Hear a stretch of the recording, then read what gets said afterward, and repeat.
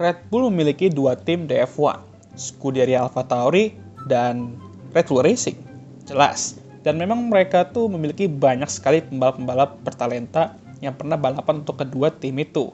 Udah lumayan banyak juga pembalap junior mereka berhasil naik ke F1 dan beberapa dari mereka juga sudah mencicipi mobil Red Bull Racing. Tapi lumayan banyak juga yang pada akhirnya tertendang.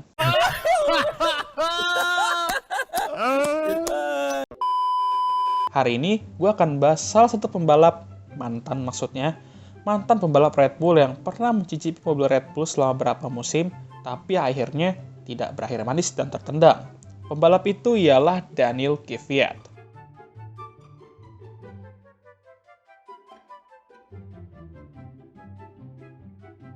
Daniil Kvyat ini memiliki karir berupa roller coaster, banyak naik turunnya, dan bikin pusing juga kadang, sama kayak Ferrari kalau mikirin strategi.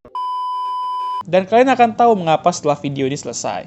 Daniil Kvyat adalah pembalap asal Rusia dan sebelum masuk ke F1, dia menjuarai beberapa championship seperti GP3 Series di 2013. Ini menarik perhatian Mbah Marko dan dia memutuskan untuk menaruh Daniil Kvyat di Toro Rosso untuk musim 2014. Dengan Jean-Eric Vergne sebagai rekan tim. Di 2014, dapat dikatakan mobil Toro Rosso nggak kompetitif amat lah. Daniil sih tampil oke-oke aja. Beberapa kali finish di top 10, termasuk debutnya di Australia. Tapi ya hanya poin-poin kecil aja, dan jika dibandingkan nama rekan timnya, masih kalah lah. Dia hanya nyetak 8 poin di musim itu dan finish di posisi 15 di standings. Ya masih rookie jadi emang perlu banyak belajar lah ya. Tapi, sebuah plot twist terjadi. Asep telah memutuskan untuk keluar dari Red Bull setelah 2014 berakhir. Dan itu berarti Red Bull memerlukan pembalap baru untuk menggantikannya. Dan pembalap itu ialah Daniil Kvyat.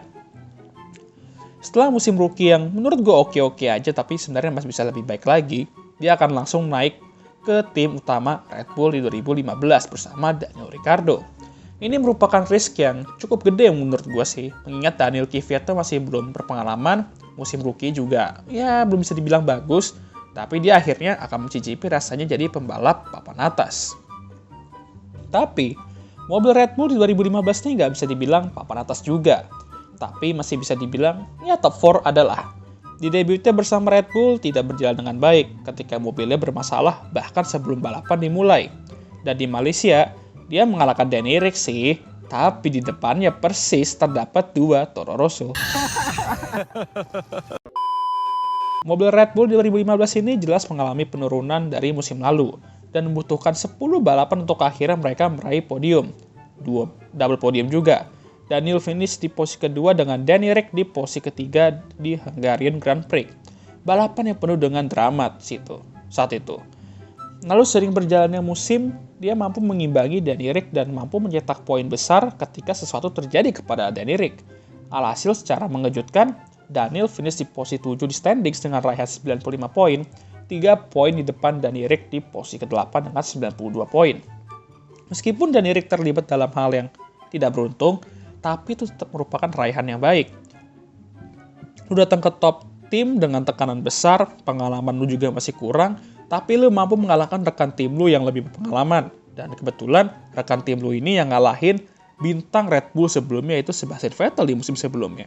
Not bad lah ya, tapi dia harus tetap improve untuk 2016, apalagi kalau mobil Red Bull dapat berkembang dan lebih bagus dari 2015 ini. Datanglah 2016. Dan tekanan dia untuk perform juga meningkat.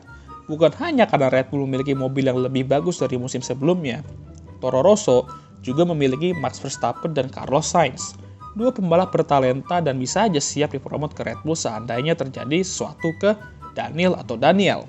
Deja vu juga di Australia di mana Daniil Kvyat lagi dan lagi nggak bisa start balapan dan akhirnya do not start. Di Chinese Grand Prix, dia membuat Asep dan Kimi terlibat insiden saat start, dan tentu Asep nggak senang dengan manuver Daniil tersebut. Dia finish di posisi ketiga saat itu dengan Nico dan Asep finish 1-2.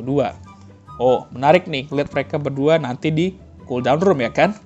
Daniil nanya ke dia, apa yang terjadi pas start? Asep langsung dengan ngegas ya jawab, kamu nanya. Kamu nanya ini. Apa coba?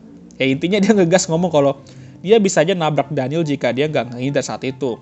Ya dimana dia mampu berhasil menghindar Daniil, tapi dia nggak mampu menghindar Kimi. Ya ngamuk lah pokoknya lah ya. Asep juga memberi dia nickname Torpedo. Habis itu aman-aman aja kan bang?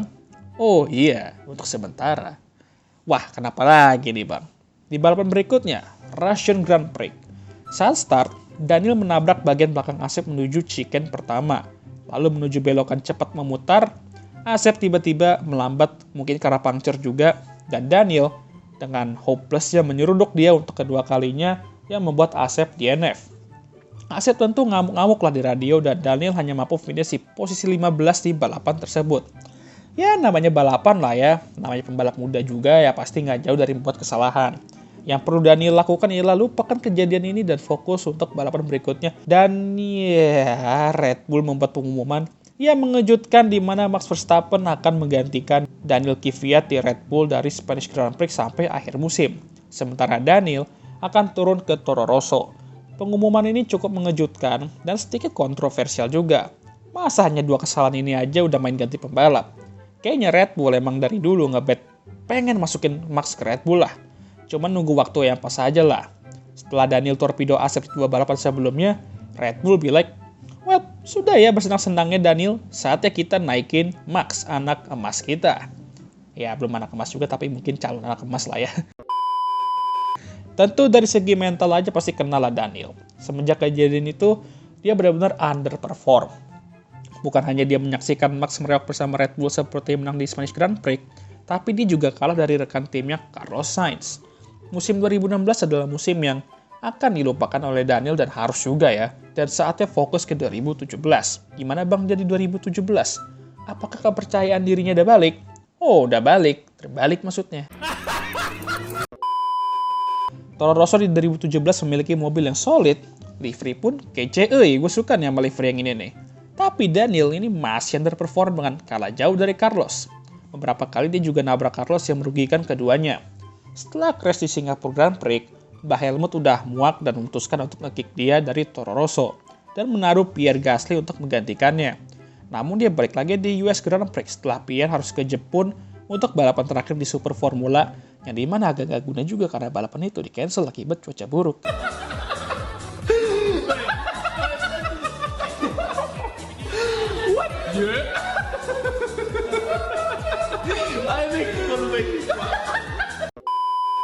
Dan Carlos pindah ke Renault. Dia mampu finish di posisi 10 di balapan itu, tapi itu pun gak cukup bagi Red Bull untuk mempertahankannya di Toro Rosso. Akhirnya dia hanya mencetak 5 poin musim itu, dan di 2018 dia gak dapet seat. Tapi datanglah 2018, dia menjadi third driver Ferrari dan menjalani beberapa tes dan simulator di Maranello. Oh, semoga aja pas tes simulator itu gak ditorpedo lagi Asep ya kan? 2019, Toro Rosso membutuhkan pembalap setelah Pierre naik ke Red Bull dan Brandon Hartley ditendang. Mereka memutuskan untuk merekrut Daniel Kvyat kembali ke tim mereka. Oh, saatnya redemption lah ya ini. Dia akan memiliki rookie Alex Albon sebagai rekan timnya.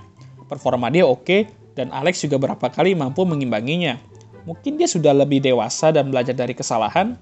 Nah, dia benar-benar bangkit ketika ia berhasil meraih podium P3 di German Grand Prix. Balapan yang cukup chaos juga. Hari itu juga manisnya nambah ketika dia juga beberapa hari yang lalu telah menjadi ayah. Ya, dia dan Kelly Piquet memiliki anak perempuan di bulan itu, dan tentu itu juga pasti membuat Daniel tuh happy dan dapat meningkatkan motivasinya untuk terus tampil bagus.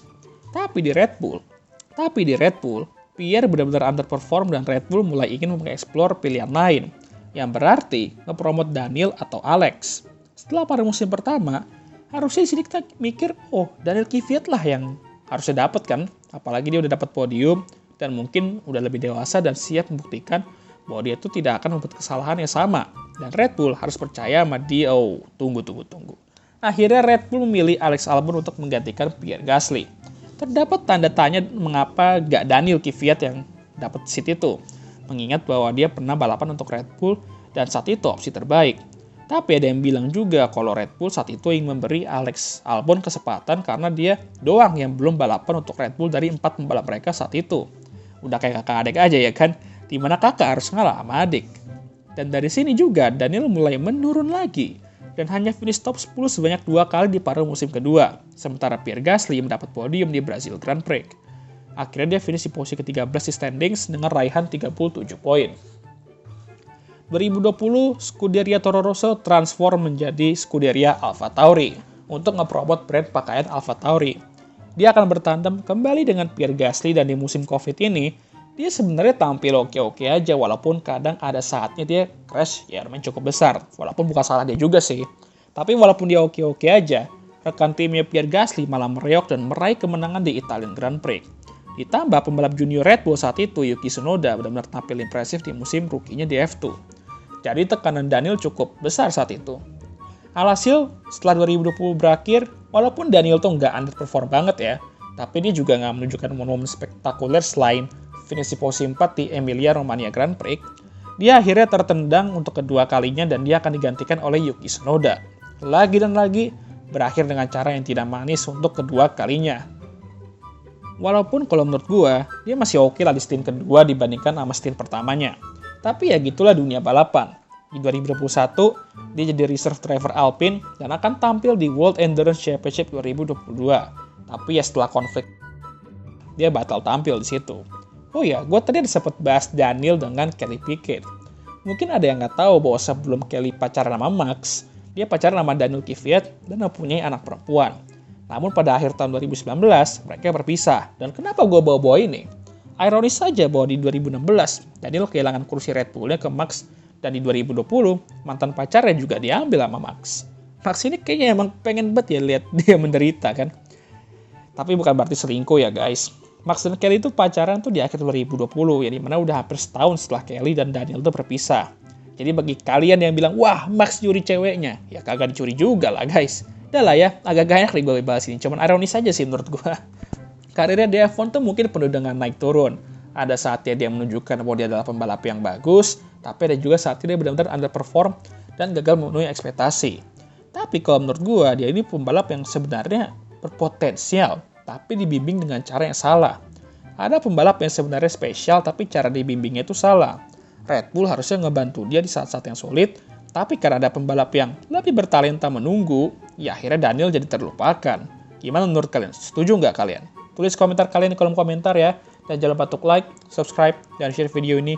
Dan jangan lupa juga untuk nyalakan lonceng notifikasi agar kalian semua tahu ketika gue upload video baru. Dan I'll see you guys next time. Goodbye.